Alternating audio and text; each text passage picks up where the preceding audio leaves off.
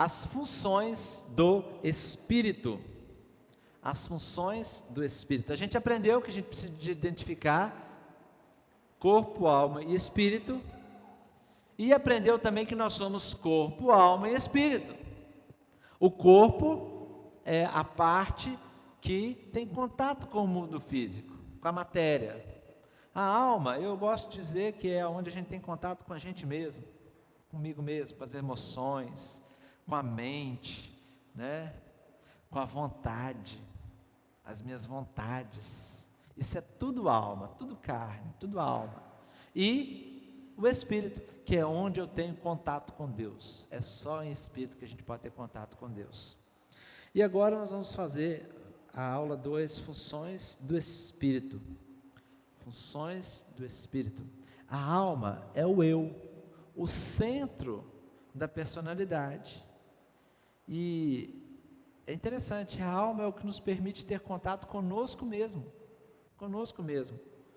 O espírito é a parte mais importante, que é quando a gente tem comunhão e consciência de Deus. Você tem consciência de Deus é no espírito, e comunhão com Deus é no espírito, sendo o centro de todo o nosso ser. A gente já falou que é pelo espírito que a gente pode adorar a Deus, e é pelo espírito também que a gente vai receber revelação de Deus. É só em espírito. Como eu disse, você só vai entender as coisas espirituais espiritualmente. As coisas espirituais se discernem espiritualmente. Então as coisas de Deus, não adianta que na alma, na vontade, nas emoções eu não vou entender. É só espiritualmente. Isso justifica já um monte de gente não entender a gente ser crente, porque não tem explicação. É só quando tiver revelação de Deus na vida dela, quando tiver nascido de novo, que vai entender. Quando o Espírito Santo começar a falar com ela, que ela vai receber isso, né? Então, as funções do Espírito. O Espírito, ele tem 3 funções. E só uma coisa que antes que está aqui, que eu não posso deixar de falar, que a gente fala que quando a gente recebe a Jesus, a gente ensina até para as criancinhas que Jesus vem morar no nosso coração. A gente canta, né? Jesus veio morar no meu coração. Mas na verdade, quem vem, nós vamos falar mais disso, é o Espírito Santo de Deus que vem morar no nosso coração. Lembra o que eu falei? O que é o coração? O coração é o que nos mostra o Espírito. O Espírito de Deus vem morar em nosso espírito. Então, quando você nasce de novo, é no Espírito que Deus faz habitação em você. É no Espírito que o Espírito Santo vem e habita. Então nós temos o nosso Espírito que nasceu de novo, quando eu crio em Jesus, e o Espírito Santo vem e faz habitação em nós. Amém? E é só no Espírito. Ele não habita na carne. Ele não habita em templo feito por mãos. Ele não habita na alma. Ele habita no Espírito, que é da parte dele mesmo. Ele habita no Espírito. E por isso que quando eu só consigo ter revelação de Deus, quando eu nasci de novo. Então tem 3 funções do Espírito, e são as 3: a intuição, a consciência e a comunhão. O Espírito, esse Espírito meu, que Deus me deu, que eu nasci de novo, não o Espírito Santo de Deus, mas o Espírito, ele tem 3 funções. Vamos lá? A intuição, consciência e a comunhão. 3 coisas. Não vou lembrar disso tudo. Grifa na apostila, uma hora você vai lembrar. É a intuição, a consciência e a comunhão. Olha lá, 1 João 2,20. Vamos ver alguns textos para a gente poder entender melhor isso aí. E vós possuís a unção que vem dos santos, e todos têm de conhecimento. Põe na linguagem de hoje rapidinho aí, e depois volta, só para a gente ver aqui. Porém, sobre vocês, Cristo tem derramado o Espírito Santo, e por isso todos vocês conhecem a verdade. Todos conhecem a verdade. Pode voltar para outra. Quanto a vós outros, a unção que dele recebestes permanece em vós, e não tendes necessidade de que alguém vos ensine, mas como a sua unção vos ensina a respeito de todas as coisas, e é verdadeira e não é falsa. Permanecei nele, como também ela vos ensinou. A unção do Espírito ensina. É na unção que a gente aprende. É um conhecimento que a gente tem, que recebe de Deus. Né? A gente está debaixo dessa nova aliança, e na qual todos são ensinados pelo Senhor. É o Senhor que te ensina. Você sabe, e ponto. Você não sabe como chegou a saber, mas você sabe que sabe. Por exemplo, você sabe que, muita gente fala, não vou para a igreja porque um dia lá não posso falar palavrão. Não é assim. Mas quando você aceita Jesus, você sabe o que você pode e o que você não pode. Por isso que Paulo fala, eu posso todas as coisas em Cristo que me fortalece. Todas as coisas me convêm, mas nem todas me são lícitas. Por que você sabe que nem todas são lícitas? Porque é o Espírito Santo que te ensinou isso. Mas ele não escreveu e falou, mas você tem consciência disso. Quando você está lá fazendo algo errado, você sabe. É mais ou menos assim. Então, você não sabe como chegou a saber disso, mas algo em seu interior diz que certas coisas são verdadeiras e certas não. Quer ver? Tudo que vocês estão ouvindo aqui, eu creio que o Espírito Santo está testificando ali no coração de vocês, que isso é verdade. Tudo. É o Espírito que testifica. É interessante isso, né? Olha lá, Jeremias 31, 34, isso era uma promessa de Deus, e ela se cumpriu quando o Espírito Santo veio habitar em nós. Jesus falou assim, quando Ele vier, Ele vai guiar vocês em toda a verdade, Ele vai te ensinar o caminho da verdade, Ele vai te guiar na verdade, eu sou a verdade, e Ele vai guiar vocês em toda a verdade. Lá em Jeremias 31, 34, não ensinará jamais cada um ao seu próximo, nem cada um ao seu irmão, dizendo, conhece o Senhor, porque todos me conhecerão, desde o menor até o maior deles. Amém? Amém? Eu posso perguntar aqui, quem conhece o Senhor aqui? Eu conheço. O exemplo de Jó, que fala, eu conhecia Deus só de ouvir falar, mas agora eu conheço porque o Senhor anda comigo, porque eu ando com o Senhor. E ponto. Amém? A capacidade do espírito humano de conhecer ou saber algo, independente de qualquer pessoa ensinar,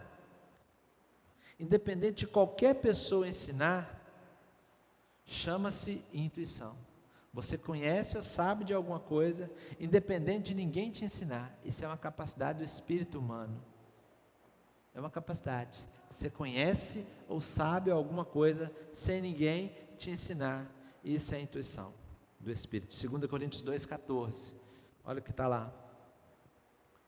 2 Coríntios 2,14. Foi? 2 Coríntios 2. É 1 Coríntios, né? Também é verdade. Ora, o homem natural não aceita as coisas do Espírito de Deus, porque eles são loucura, e não pode entendê-las, porque elas se discernem espiritualmente. E ponto, você só vai entender ela espiritualmente, é entender. Jesus percebia no seu espírito que as pessoas zombavam, questionavam, que as arrazoavam, né? Jesus percebeu em seu espírito, não é porque ele era Deus que ele leu o pensamento, não, ele percebeu no espírito, ele sabia. Sabe quando você sabe que alguém está fazendo alguma coisa? Você sabe, e ninguém explica, é uma intuição, isso é espiritual. Sabe quando você tem resistência espiritual a alguém ou alguma coisa? Isso é espiritual, você não sabe por quê, é uma intuição, a intuição, né? Paulo foi constrangido pelo Espírito. Olha só que interessante, Atos 20 e 22, Paulo foi constrangido a voltar para Jerusalém, e ele sabia tudo que ia acontecer lá, ele sabia, né? Ele falava, eu vou para Jerusalém, não sabendo que ali me acontecerá, mas ele sabia que ele ia morrer, que ele ia ser preso, quer dizer, um monte de gente falava com ele, mas ele tinha que ir, o Espírito Santo constrangeu ele para ele ir para Jerusalém, Tremendo isso, né? E em todas essas referências temos a forma como se manifesta a intuição do Espírito. A intuição se manifesta pela restrição e pelo constrangimento. Uma coisa é a restrição e a outra coisa é o constrangimento. Nós precisamos de entender bem isso aqui, mas é coisa fácil de entender, né? A restrição é uma sensação que às vezes, parece se opor ao que a nossa mente pensou. A restrição, eu pensei uma coisa e a restrição vem contrário. A nossa emoção aceitou, a nossa vontade decidiu, mas o Espírito não aceitou. O Espírito está indo contra, né? É uma sensação de que algo não deve ser feito. Isso é uma restrição do Espírito. É algo que você sabe que não deve fazer. É uma restrição do Espírito. E o constrangimento é o contrário. O constrangimento é um impulso, é um estímulo para a gente fazer algo que na mente e na vontade a gente não quer fazer, mas a gente sabe que tem que fazer. E sabe que tem que fazer. Eu tenho um exemplo disso aqui, há alguns anos atrás, eu saí de férias, e eu nunca tinha acontecido isso. A gente sair de férias, deixar tudo prontinho para o retiro. Já em dezembro já estava tudo preparado, lugar separado, cozinheiro separado, preletor convidado, tudo preparado, preço mais ou menos entendido. E toda vez que eu passava em frente ao lugar, eu sentia que não era para ir. Eu sentia que não era para ter retiro. Mas estava tudo à vontade da gente de ir, mas eu sentia assim, não vai acontecer, vocês não vão vir para cá, não vai. O que eu fiz?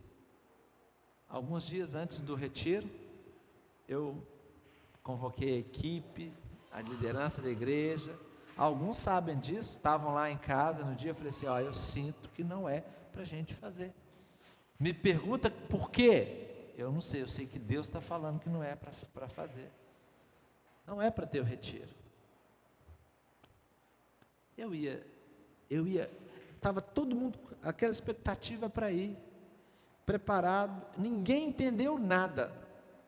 Eu vou dizer, nem eu, mas eu só sabia que não era para ir. Sabe quando eu falei que a gente não ia? Sabe aquela paz? Veio na minha vida. Eu sei que muitas vezes, muitas pessoas talvez não tenham entendido isso. Então, é um constrangimento, né? A sensação, é uma restrição para não fazer, né? É igual quando eu estava para ir para Patrocínio, a minha vontade estava para ir, eu já tinha falado que ia, para ir para lá para o Triângulo Mineiro, assumido, e toda vez que alguém ia lá em casa para alugar a minha casa, eu sentia o Espírito Santo, não adianta nada você mostrar que é você que vai morar aqui. Falava desse jeito, não adianta mostrar para ninguém não, que você não vai embora. Mas Senhor, eu falei que ia, eu dei a minha palavra. Você deu a sua, a minha é para não ir. Era assim que eu ouvia, literalmente. Me deu vontade de pegar novelinho de lã e fazer igual o Gideão, botar do lado de fora. Me deu vontade de fazer isso, porque, Senhor, confirme então, mas o Espírito já estava confirmando, não era para ir. E dá uma angústia na gente, você quer dar o passo, mas a perna não vai. É igual quando eu tenho medo de altura. Eu chego, aqui me dá bambeza nas pernas, eu subo no primeiro degrau de uma escada, de abrir, eu não aguento, eu não vou. A restrição, ela faz isso na gente, ela não te deixa dar o passo. O Espírito Santo, o Espírito te impede, é algo que você não tem explicação. E o constrangimento é o contrário, você é impulsionado a fazer, Por exemplo, meu exemplo, todo mundo fala, você é louco sair do cartório para ser pastor, e ser pastor aqui da Central ainda. Quantas pessoas falaram isso comigo? Da minha igreja, eu conheci toda a nossa realidade e aceitei.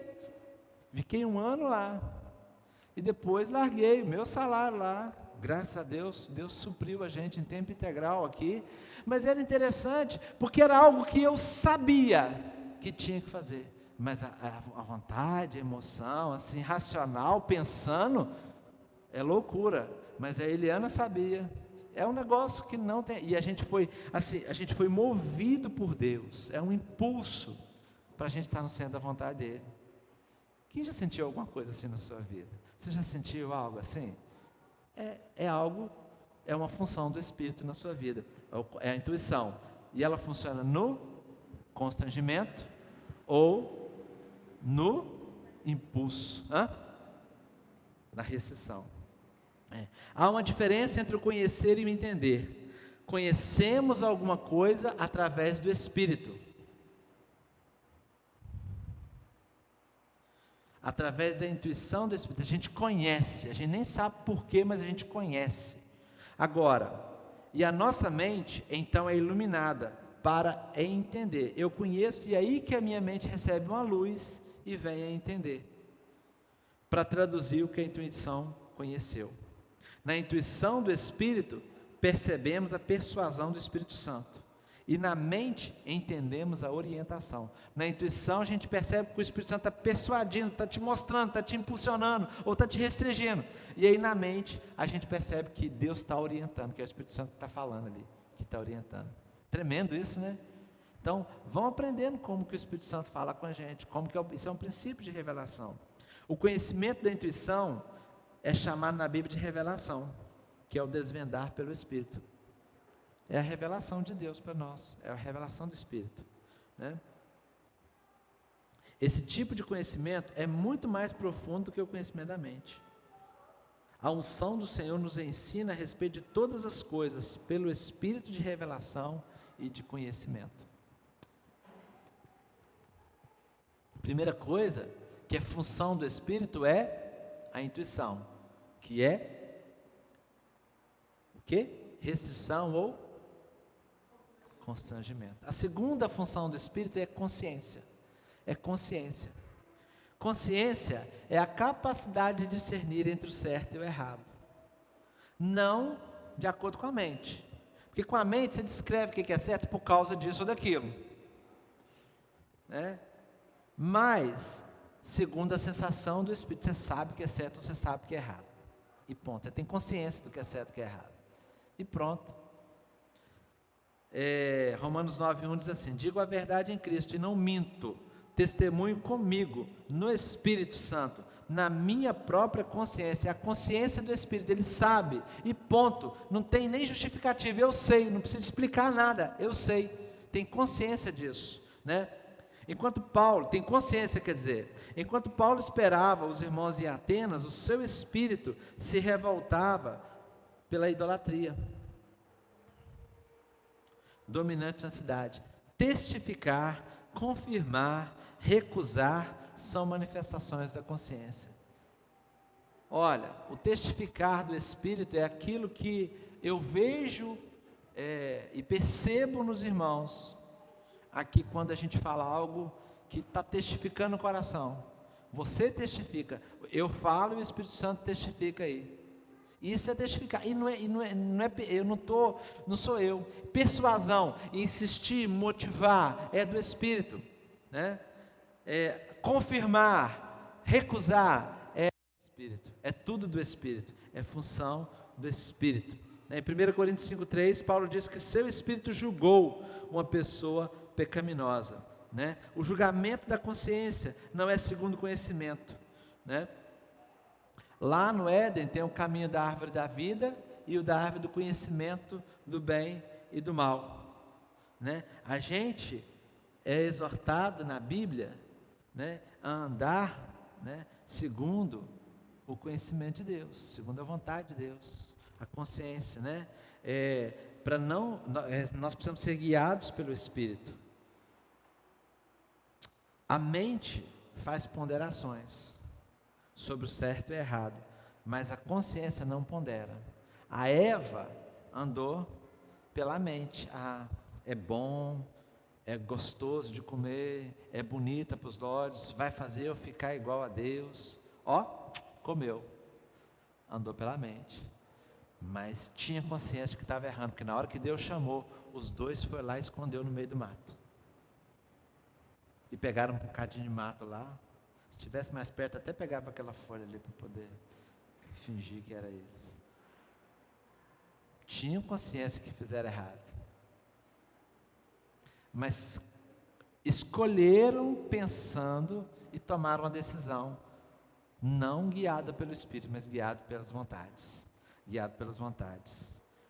né? Quando você para diante de um cinema, por exemplo, qual é a sua ponderação? Não é pornográfico, não é errado, não faz mal, então eu posso ver esse filme, qualquer filme, né? Isso tudo não é consciência, isso é a mente decidindo, eu posso ver isso por causa disso, não tem problema nenhum, você conjecturou a palavra, né? Agora, há muitas coisas que a nossa consciência recusa, e ponto, então não dá para fazer, você sabe que não vai fazer, não tem explicação, mas você sabe que não é para fazer, é consciência, né? E aí a gente tem que rejeitar, caminhar, tudo que você tem que justificar demais é carne, é mente, tudo que você tem que justificar, eu falo isso, eu já expliquei isso aqui algumas vezes, tudo que você vai falar, pastor, eu faço isso, mas é por isso, pastor, vamos por um exemplo, pastor, eu não entrego o dízimo por causa disso, pastor, eu não vou na igreja por causa disso, outro, é a pandemia, tudo isso é mente, é carne, é alma. Agora, a minha mãe, por exemplo, que a carne dela, a mente dela está muito ruim, ela quer porque quer vir na igreja, ela sabe que ela tem que estar aqui, e pronto, né? É uma loucura, e ela não pode vir, ela não tem consciência nenhuma das coisas também, natural, e a gente não consegue explicar para ela, mas nós temos essa consciência, né? Eu venho e pronto, a minha vida está nas mãos do Senhor, eu sei que está nas mãos do Senhor. Vamos lá, Romanos 14, 23, aquele que tem dúvidas é condenado se comer, porque o que faz não provém de fé, e tudo que não provém de fé é pecado. Paulo estava falando das coisas sacrificadas a ídolos, e aí teve um colega meu pastor que estava falando num dia que ele estava num lugar lá, e ele estava com muita fome, e só tinha, e aí um cara lá tinha uma pessoa com muita fome, e um cara lá era espírita desse que fazia despacho, das pessoas, não sei se é espírita de jeito lá, fazia despacho, e ele falou assim, olha assim, eu só preciso do sangue da galinha para fazer o despacho, eu vou te dar a carne para você. E ele era crente, a pessoa estava passando fome, pegou a carne e comeu. A consciência dele não acusou, é pecado? Pela fé, não. Agora, se você ficar com medo aqui, começar a olhar aqui, sua consciência te acusou, ponto. Né? Se você começar a pensar, não, é isso, aí você não está nem na fé, nem no Espírito, você está na carne, está na mente, né? Está na mente. Ela nem sabe, né? Então, nós precisamos de entender essas coisas. É escândalo para alguns, por quê? Por que é escândalo? Por causa da mente pensar, nunca faria isso, não deve fazer. Não é que a gente está falando que tem que ser feito isso não, mas foi um exemplo que escandaliza mesmo.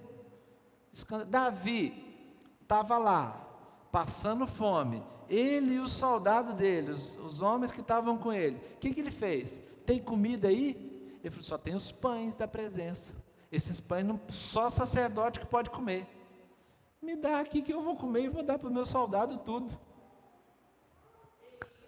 né? Pronto, pois é consciência, né? Aquele que tem dúvidas é condenado a se comer, porque o faz não pela fé, porque a fé não explica, fé não tem explicação, fé é espiritual, amém? Fé é um princípio espiritual, e tudo que você precisa explicar não é fé. Pronto, eu tenho certeza, eu tenho fé que vai conseguir, por quê? Eu vou no médico, porque eu vou fazer, porque eu vou conseguir, não, isso não é fé, isso é a sua vontade, mas fé é diferente, fé você sabe, pronto, né? E por último, vou pular um pouquinho para a gente ganhar tempo, está acabando ali, comunhão, Lucas 1,47 a Maria, quando recebeu a notícia de que seria a mãe do Salvador, ela falou assim: o meu espírito exulta em Deus, meu Salvador. E 1 Coríntios 5, 1 Coríntios 6,17, aquele que se une ao Senhor é um só espírito com Ele. Pronto, você tem comunhão com Deus. A função do Espírito é você estar unido com Deus. Você tem as 3 funções. Qual é a primeira? Lembra aí, ó, pode colar. Qual é a primeira? Intuição, consciência, e a outra, comunhão. Aquele que se une ao Senhor é um só espírito com Ele. Não tem como mais separar. Você foi amalgamado com Deus. Eu gosto dessa palavra, amalgamado, porque é como o dentista pega um monte de metal lá e põe uns negócios lá, de mercúrio lá, e faz uma massa para poder colocar no dente. Aquelas obturações pretas que tem no dente. Aquilo ali amalgamou, colou, misturou, não tem como separar. É como misturar, fazer uma mistura homogênea, que não tem como dividir de novo, não tem como você ver o que é uma coisa e outra. Quando você se uniu ao Senhor, você se tornou um só espírito com Ele. Nós somos um só espírito com o Senhor. Quer comunhão maior? Que Deus olha e vê uma pessoa só. Falei isso domingo. O Senhor orou para a gente ser um só. É possível, em espírito, um só espírito, né? Toda comunhão genuína com Deus é feita no nível do nosso espírito e é percebida no nosso coração. É feita no espírito e é percebida no coração. É no nosso espírito que nos unimos ao Senhor e mantemos comunhão com Ele, ou seja, o adoramos. Tudo que Deus faz, Ele o faz pelo nosso espírito. E sempre de dentro para fora. Esse é um jeito prático para a gente entender. Deus começa, Ele está lá dentro de você, Ele começa de dentro para fora, fazendo as mudanças, fazendo as transformações, fazendo algo. Ele começa. Tudo que Ele começa na gente é assim, né? O diabo vem de fora para dentro, tentando no corpo. Deus vai lá do espírito. Olha que coisa séria isso aqui, ó.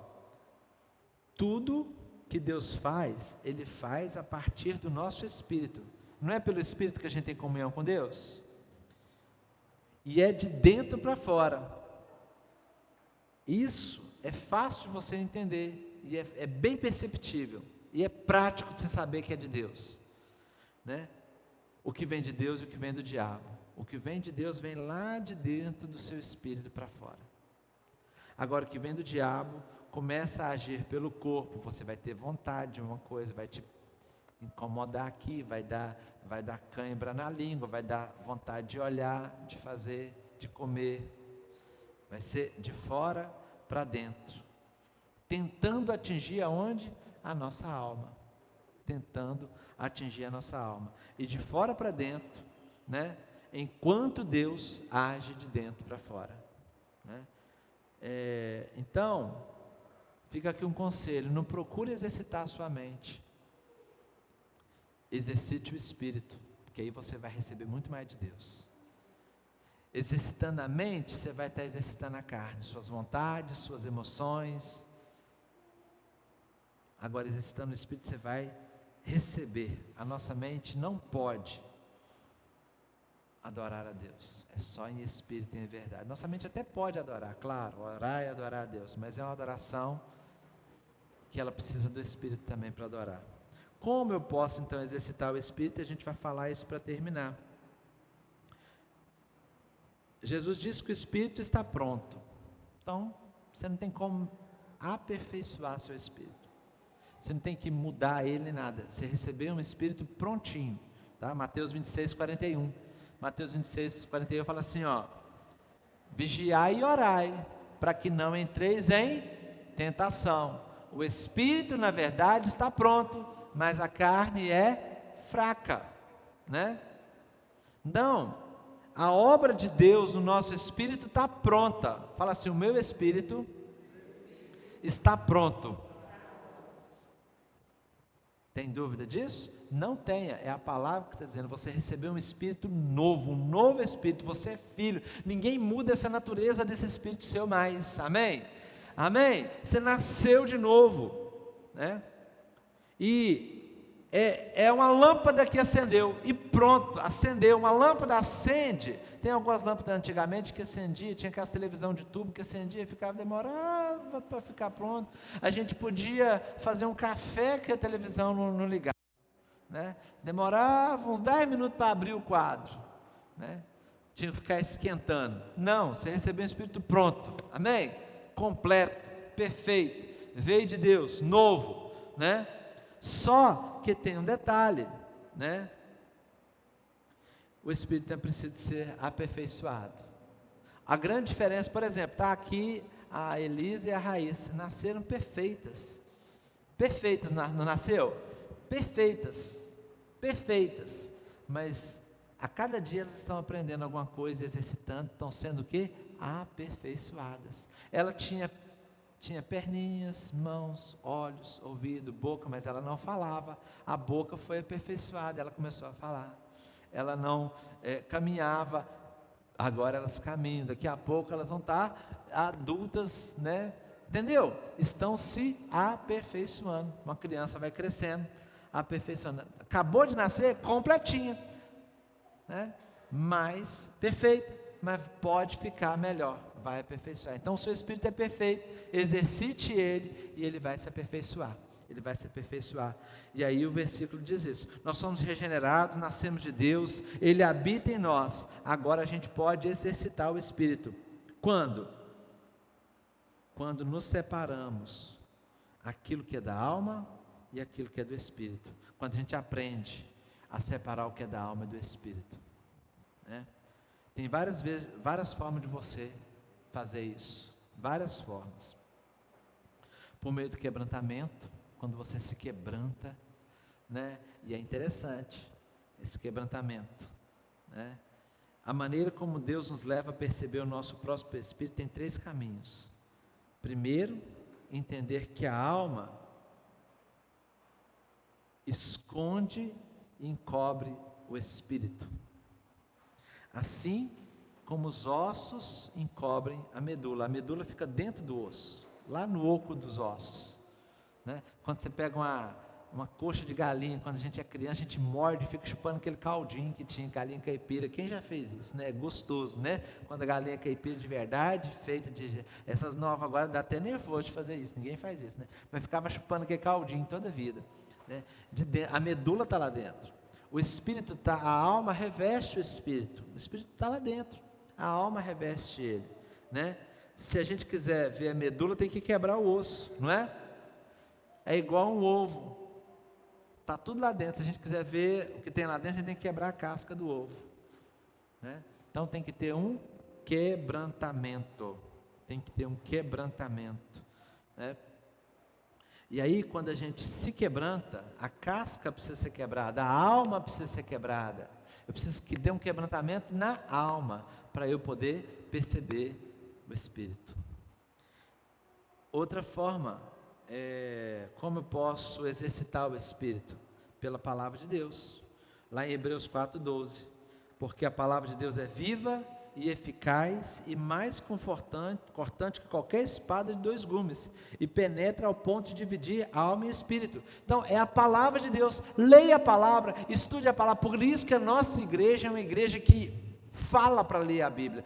Você sempre tem plano de leitura bíblica aqui na igreja, não fica sem plano de leitura, porque a gente quer que você receba a palavra. Eu prego, e às vezes eu prego mais de 30 minutos, 40 minutos, porque eu sei que muita gente às vezes não lê, e a gente tem que trazer a palavra, ministrar a palavra, e o pastor Mateus também, porque quando a gente prega, a gente expõe a palavra aqui, você está exposto à palavra, e isso causa em você o quê? Exercitar o espírito. Quando você recebe uma palavra igual você está recebendo hoje, o seu espírito está sendo exercitado. Você vai exercitar. A palavra de Deus, ela é viva para mudar a vida das pessoas, para tocar corações, para tocar o espírito, para fazer você perceber o espírito. Orando em espírito. Aí está em línguas, mas orando em espírito. É uma terceira maneira de perceber o espírito humano. é orando em espírito e rejeitando a passividade. A última coisa, o que é passividade, gente? O que é, né? O diabo tenta agir para te levar para a passividade. O espírito de passividade é terrível, porque aquela pessoa que tem passividade, deixa tudo para lá, não faz nada, fica apática, um espírito de apatia, deixa as coisas acontecerem, rejeita isso, né? Deus quer que a gente coopere com Ele, com a vontade dEle, né? Romanos 1,9, projeta para a gente, já está aí, né? Romanos 1,9, vamos lá, para terminar, né? Porque Deus, a quem eu sirvo no meu espírito, no evangelho de seu Filho, é minha testemunha de como incessantemente eu oro e faço menção de vós. A gente serve ao Senhor no Espírito. Então você vai lá, você vai insistir, você vai, rejeita a passividade. Paulo sabia de todas as lutas que ele tinha e ele não desistia, ele continuava orando firmemente. Não deixa as coisas espirituais para trás, não. Tenha uma vida de oração. A passividade é aquela pessoa que não lê a Bíblia, que não ora, que não vem no culto, que não recebe a palavra, que deixa para lá e que passa o tempo, que fala que é crente, mas não é. Está lá, passivo. É muito sério isso, né? Sabe, como eu disse, uma criança, se os pais não insistirem para as crianças aprenderem a andar, uma hora elas vão até andar, mas elas vão demorar muito, né? Então, se você não se exercitar, você vai demorar muito mais a crescer espiritualmente. Amém? Nosso espírito está pronto, mas a gente precisa exercitar ele. E eu estou muito feliz hoje, porque o curso de maturidade do Espírito tem essa função aqui, te ensinar a receber a revelação da palavra, exercitar o seu espírito. Não pense, é como se você estivesse na academia do Espírito aqui, amém? Tem a academia do corpo, tem a academia da alma, para tratar as emoções, aqui é a academia do Espírito, que nós estamos vendo, a escola do Espírito, amém? A gente pode até dar o nome da nossa escola aqui, da escola do Espírito, amém? Vamos ficar de pé e vamos orar, encerrando essa palavra. Que Deus te abençoe. Senhor, em nome de Jesus, obrigado, Senhor, pela tua palavra, Senhor. Obrigado porque o Senhor revelou ela aos teus filhos, Pai. E obrigado porque ela chegou às nossas mãos, mas obrigado também porque o Senhor revelou essa palavra no nosso espírito, e o testificar do Espírito confirma essas palavras no meu coração e no coração da tua igreja, Pai, em nome de Jesus, amém. Amém. Que bênção, que bênção.